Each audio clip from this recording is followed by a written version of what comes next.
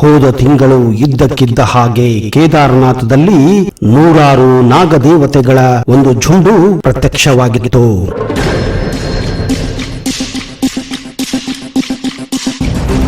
ಎಲ್ಲಿ ನೋಡಿದರೂ ಸರ್ಪಗಳೇ ಸರ್ಪಗಳು.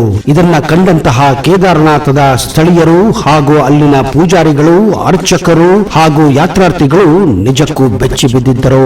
ಅಷ್ಟಕ್ಕೂ ಇದ್ದಕ್ಕಿದ್ದ ಹಾಗೆ ಈ ಸರ್ಪಗಳು ಎಲ್ಲಿಂದ ಬಂದವು ಅನ್ನೋದು ಯಾರಿಗೂ ಕೂಡ ಗೊತ್ತೇ ಇಲ್ಲ. ಇದನ್ನ ಮಹಾದೇವನ ಪವಾಡ ಅನ್ನಬೇಕೋ ಅಥವಾ ಇದು ಪ್ರಕೃತಿಯ ವಿಸ್ಮಯ ಅನ್ನಬೇಕೋ ಅನ್ನೋದೇ ಈಗಲೂ ಕೂಡ ಒಂದು ರಹಸ್ಯವಾಗಿಯೇ ಉಳಿದಿದೆ. ಅಷ್ಟಕ್ಕೂ ಈ ಎಲ್ಲ ರಹಸ್ಯಗಳನ್ನ ತಿಳಿಯುವ ಮೊದಲು ಕೇದಾರನಾಥ್ ದೇವಸ್ಥಾನದ ಇತಿಹಾಸವನ್ನ ತಿಳಿಯೋದು ಮುಖ್ಯ ಸ್ನೇಹಿತರೆ. ನಮಸ್ಕಾರ ಸ್ನೇಹಿತರೆ, ನಿಮಗೆಲ್ಲ ಆತ್ಮೀಯ ಹಾಗೂ ಅದ್ದೂರಿ ಸ್ವಾಗತ. ಇಡೀ ಭಾರತ ದೇಶದಲ್ಲಿ ಅಲ್ಲದೆ ವಿಶ್ವಾದ್ಯಂತ ಕೇದಾರನಾಥ ದೇವಸ್ಥಾನವನ್ನ ಅತ್ಯಂತ ರಹಸ್ಯಮಯ ದೇವಸ್ಥಾನಗಳಲ್ಲಿ ಒಂದು ಎಂದು ನಂಬಲಾಗಿದೆ. ನಿಮಗೆಲ್ಲ ಗೊತ್ತಿರುವ ಹಾಗೆ ಕೇದಾರನಾಥ ದೇವಸ್ಥಾನ ಉತ್ತರಾಖಂಡ ರಾಜ್ಯದ ರುದ್ರಪ್ರಯಾಗ್ ಜಿಲ್ಲೆಯಲ್ಲಿ ಹಿಮಾಲಯದ ತಪ್ಪಲಿನಲ್ಲಿ ಇರುವಂತಹ ಒಂದು ಅತ್ಯಂತ ಪುರಾತನ ದೇವಾಲಯ. ಇದು ಶಿವನಿಗೆ ಮುಡುಪಾಗಿರುವಂತಹ ಅತ್ಯಂತ ಪವಿತ್ರಮಯ 12 ಜ್ಯೋತಿರ್ಲಿಂಗಗಳಲ್ಲಿ ಒಂದಾಗಿದೆ. ಒಂದು ಪ್ರಚಲಿತ ಮಾಹಿತಿಯ ಪ್ರಕಾರ ಯಾರಾದರೂ ಈ ದೇವಸ್ಥಾನಕ್ಕೆ ಹೋಗಿ ಆ ಶಿವಲಿಂಗವನ್ನು ಮುಟ್ಟಿ ಬಂದರೆ ಆತ ಜೀವನದಲ್ಲಿ ಪುಣ್ಯವನ್ನು ಸಾಧಿಸುತ್ತಾನೆ ಹಾಗೂ ತನ್ನ ಸಾವಿನ ನಂತರ ಮೋಕ್ಷವನ್ನು ಪಡೆಯುತ್ತಾನೆ ಅನ್ನುವ ಅಚಲ ನಂಬಿಕೆ ಇಲ್ಲಿನ ಭಕ್ತ ಮಂಡಳಿಯಲ್ಲಿದೆ.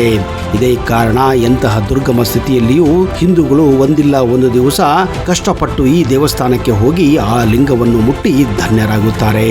ಆದರೆ ಎಲ್ಲಕ್ಕಿಂತ ರೋಚಕವಾದಂತಹ ವಿಷಯ ಏನೆಂದರೆ ಈ ದೇವಸ್ಥಾನವನ್ನ ಯಾರು ಯಾವಾಗ ಹೇಗೆ ಕಟ್ಟಿದ್ರು ಅನ್ನುವ ಮಾಹಿತಿ ಇನ್ನೂ ಕೂಡ ಸರಿಯಾಗಿ ಲಭ್ಯವಾಗಿಲ್ಲ. ಆದರೆ ಈ ಪುರಾಣಗಳ ಪ್ರಕಾರ ಈ ದೇವಾಲಯವನ್ನು ಸುಮಾರು 4 ರಿಂದ 5 ಸಾವಿರ ವರ್ಷಗಳ ಹಿಂದೆ ಪಾಂಡವರು ನಿರ್ಮಿಸಿದ್ರು ಅನ್ನುವ ಮಾಹಿತಿ ಮಾತ್ರ ನಮಗೆ ಲಭಿಸಿದೆ. ಆದರೆ ಇಲ್ಲಿಯವರೆಗೂ ಪಾಂಡವರೇ ಈ ದೇವಾಲಯವನ್ನ ನಿರ್ಮಿಸಿದ್ರು ಅನ್ನುವ ಮಾಹಿತಿ ಸ್ಪಷ್ಟ ಮಾಹಿತಿ ಸಾಕ್ಷಿ ಎಲ್ಲಿಯೂ ದೊರೆತಿಲ್ಲ. ಆದರೆ 4,000 ವರ್ಷಗಳ ಕಾಲ ಇದು ಹಿಮದಲ್ಲಿ ಅಡಗಿತ್ತು ಎಂದು ಕೆಲವರು ಹೇಳುತ್ತಾರೆ. ಇದೇ ಕಾರಣ ಈ ದೇವಸ್ಥಾನ ಈಗಲೂ ಕೂಡ ಗಟ್ಟಿಮುಟ್ಟಿಯಾಗಿದೆ ಎನ್ನುವುದಕ್ಕೆ ಹಲವು ಪುರಾವೆಗಳಿವೆ. ತದನಂತರ ಈ ದೇವಸ್ಥಾನವನ್ನ ಶಂಕರಾಚಾರ್ಯರು ಜೀರ್ಣೋದ್ಧಾರ ಮಾಡಿದ್ದರು ಅನ್ನುವ ಇತಿಹಾಸ ಮಾತ್ರ ಎಲ್ಲರಿಗೂ ಚೆನ್ನಾಗಿ ಗೊತ್ತು. ಆದರೆ ಈ ದೇವಸ್ಥಾನದ ರಹಸ್ಯ ಇಲ್ಲಿಗೆ ಮುಗಿಯುವುದಿಲ್ಲ. ಈ ದೇವಸ್ಥಾನದ ರಚನೆಯನ್ನು ಗಮನವಿಟ್ಟು ನೋಡಿದಾಗ ಇಲ್ಲಿ ನಿಮಗೆ ಚಿತ್ರ ವಿಚಿತ್ರ ವಿಚಾರಗಳು ಹೊರಗೆ ಬರುತ್ತವೆ. ಈ ದೇವಸ್ಥಾನದ ಗೋಡೆಗಳನ್ನ ಕಲ್ಲುಗಳಿಂದ ಕಟ್ಟಲಾಗಿದೆ. ಆದರೆ ಈ ಕಲ್ಲುಗಳು ಒಂದನ್ನೊಂದು ಇಂಟರ್ಲಾಕ್ ಮೂಲಕ ವ್ಯವಸ್ಥಿತವಾಗಿ ಅಳವಡಿಸಲಾಗಿದೆ. ಈ ಒಂದು ತಂತ್ರಜ್ಞಾನವನ್ನು ನೋಡಿದರೆ ಯಾರೋ ಮಾಡರ್ನ್ ಇಂಜಿನಿಯರ್ ಈ ಒಂದು ದೇವಸ್ಥಾನವನ್ನ ಕಟ್ಟಿರಬಹುದೆಂದು ಅನಿಸುತ್ತದೆ. ಆದರೆ 4,000 ವರ್ಷಗಳ ಹಿಂದೆ ಈ ರೀತಿ ತಂತ್ರಜ್ಞಾನ ಇತ್ತ ಇಲ್ಲವೋ ಅನ್ನುವುದು ನಂಬುವುದೇ ಅಸಾಧ್ಯ. ಯಾಕಂದರೆ ಈ ದೇವಸ್ಥಾನವನ್ನು ಕಟ್ಟಿದಾಗ ಈಗ ನಾವು ಬಳಸುವ ಕ್ರೇನ್ಗಳಾಗಲಿ ಮಾಡರ್ನ್ ಟೆಕ್ನಾಲಜಿ ಆಗಲಿ ಆ ಸಂದರ್ಭದಲ್ಲಿ ಇರಲು ಸಾಧ್ಯವೇ ಇಲ್ಲ. ಈ ರೀತಿ ಮಾಡರ್ನ್ ಟೆಕ್ನಾಲಜಿ ಇಲ್ಲದೆ ಆಗಿನ ಸಂದರ್ಭದಲ್ಲಿ ಈ ರೀತಿ ದೇವಸ್ಥಾನ ಕಟ್ಟಿದ್ದಾರೆ ಎಂದರೆ ಇದು ನಿಜಕ್ಕೂ ಚಮತ್ಕಾರವೇ ಸರಿ.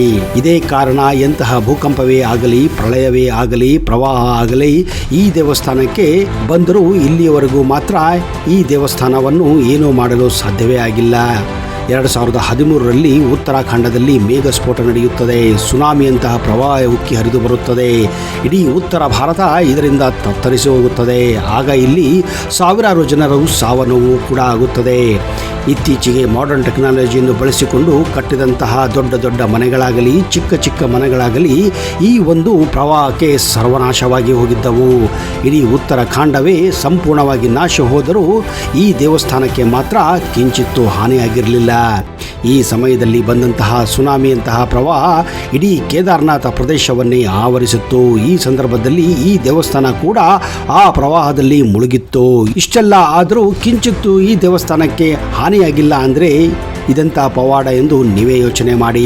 ಈಗಲೂ ಕೂಡ ಇಷ್ಟೆಲ್ಲ ಆದರೂ ಈ ದೇವಸ್ಥಾನ ಮೊದಲಿನ ಹಾಗೆಯೇ ಸ್ಥಿತಗೊಂಡಿದೆ.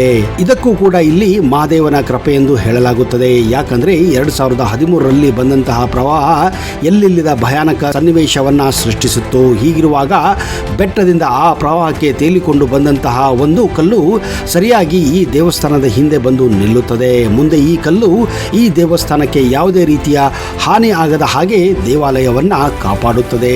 ಈ ರೀತಿ ಪ್ರವಾಹದ ನೀರು ಆ ದೇವಸ್ಥಾನಕ್ಕೆ ಹೋಗುವ ಬದಲು ಆ ಕಲ್ಲಿಗೆ ಅಪ್ಪಳಿಸಿ 2 ಭಾಗಗಳಾಗಿ ಮುಂದೆ ದೇವಾಲಯಕ್ಕೆ ಏನೂ ಮಾಡದೆ ಸಾಗಿ ಹೋಗಿದ್ದೆ. ಇದೇ ಕಾರಣ ಇತ್ತೀಚೆಗೆ ಈ ದೇವಸ್ಥಾನಕ್ಕೆ ಹೋದಂತಹ ಭಕ್ತಾದಿಗಳು ಕೇವಲ ಜ್ಯೋತಿರ್ಲಿಂಗ ದರ್ಶನ ಮಾಡುವುದಿಲ್ಲ, ಬದಲಾಗಿ ಆ ಬಂಡೆಗೂ ಕೂಡ ನಮಸ್ಕರಿಸಿ ಬರುತ್ತಾರೆ. ಈ ಬಂಡೆಯನ್ನು ಇಲ್ಲಿ ಈಗ ಭೀಮನ ಬಂಡೆ ಎಂದು ಕರೆಯುತ್ತಾರೆ. ಅಷ್ಟೇ ಅಲ್ಲ, ಕೇದಾರನಾಥ ದೇವಸ್ಥಾನದಿಂದ ಕೇವಲ 3 ಕಿಲೋಮೀಟರ್ ಅಂತರದಲ್ಲಿ ಒಂದು ಚಮತ್ಕಾರಿ ಕುಂಡವಿದೆ. ಇದನ್ನ ರೈತೈಸಿ ಕುಂಡ ಎಂದು ಕರೆಯುತ್ತಾರೆ. ವಿಚಿತ್ರ ಏನೆಂದರೆ ಈ ಕುಂಡದ ಹತ್ತಿರ ಹೋಗಿ ನೀವು ಓಂ ಎಂದರೆ ಈ ಕುಂಡದಿಂದ ಗುಳ್ಳೆಗಳು ಹೊರಗೆ ಬರಲು ಪ್ರಾರಂಭಿಸುತ್ತವೆ. ಈ ಒಂದು ಚಮತ್ಕಾರವನ್ನು ಕಂಡು ಇದು ಮಾಮೂಲಿ ಕುಂಡವಲ್ಲ ಎಂದು ಹಲವಾರು ವಿಜ್ಞಾನಿಗಳು, ಸಂಶೋಧಕರು ಇತ್ತೀಚೆಗೆ ಈ ಕುಂಡದ ಮೇಲೆ ಹಲವಾರು ರೀತಿಯ ಸಂಶೋಧನೆಯನ್ನು ಮಾಡುತ್ತಿದ್ದಾರೆ. ಆದರೆ ಇಲ್ಲಿಯವರೆಗೆ ಯಾರಿಗೂ ಕೂಡ ಈ ಒಂದು ಪವಾಡದ ಬಗ್ಗೆ ಮಾಹಿತಿ ಸಿಕ್ಕಿಲ್ಲ. ವಿಜ್ಞಾನಿಗಳು ನಿಜಕ್ಕೂ ಇದರ ಬಗ್ಗೆ ಅಚ್ಚರಿಯನ್ನು ವ್ಯಕ್ತಪಡಿಸಿದ್ದಾರೆ. ಯಾಕೆ ಕೇವಲ ಓಂ ಅಂದರೆ ಮಾತ್ರ ಇಲ್ಲಿ ಈ ಕುಂಡದಿಂದ ಗುಳ್ಳೆಗಳು ಹೊರಗೆ ಬರುತ್ತವೆ ಎಂದು? ನಿಮಗೆಲ್ಲ ಗೊತ್ತಿರುವ ಹಾಗೆ ಕೇದಾರನಾಥ ಧಾಮವು 6 ತಿಂಗಳು ತೆಗೆದರೆ 6 ತಿಂಗಳು ದೇವಸ್ಥಾನವನ್ನ ಸಂಪೂರ್ಣವಾಗಿ ಮುಚ್ಚಲಾಗುತ್ತದೆ.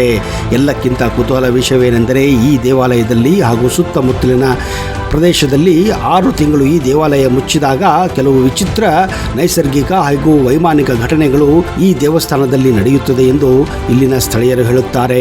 ಅವರ ಪ್ರಕಾರ ಈ ದೇವಾಲಯ 6 ತಿಂಗಳು ಮುಚ್ಚಿದಾಗ ಇಲ್ಲಿ ಯಾರಿಗೂ ಕೂಡ ದೇವಸ್ಥಾನದ ಒಳಗೆ ಹೋಗಲು ಅವಕಾಶವಿರುವುದಿಲ್ಲ.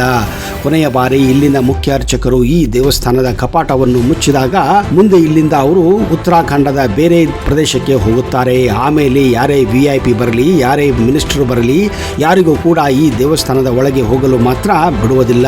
ಹೀಗಾಗಿ ಇದು ಸರಿಯಾಗಿ 6 ತಿಂಗಳ ನಂತರವೇ ಮತ್ತೆ ತೆಗೆಯಲಾಗುತ್ತದೆ. ಇದೇ ಕಾರಣ ಈ 6 ತಿಂಗಳು ಈ ದೇವಸ್ಥಾನದಲ್ಲಿ ಯಾವ ರೀತಿಯ ಸ್ವಚ್ಛತೆ ಕಾರ್ಯಕ್ರಮಗಳು ಕೂಡ ನಡೆಯುವುದಿಲ್ಲ.